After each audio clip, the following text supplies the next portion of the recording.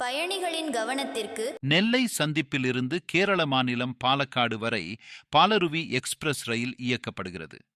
இந்த ரயிலை தூத்துக்குடி வரை நீட்டிக்க மத்திய ரயில்வே வாரியம் கடந்த சில மாதங்களுக்கு முன் ஒப்புதல் அளித்துள்ளது.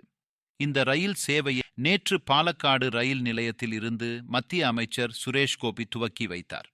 இந்நிலையில் தூத்துக்குடி பாலக்காடு எக்ஸ்பிரஸ் ரயிலில் ஒரு தூங்கும் வசதி பெட்டி மற்றும் 3 பொது பெட்டிகள் கூடுதலாக இணைக்கப்படுகிறது.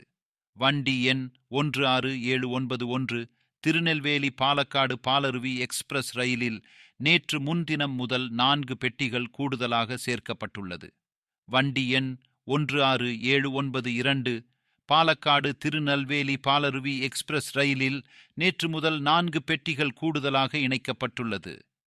ஏற்கனவே 14 பெட்டிகளுடன் இயங்கிய நிலையில் இனி 18 பெட்டிகளுடன் இயங்கும் என்று தெரிவிக்கப்பட்டுள்ளது.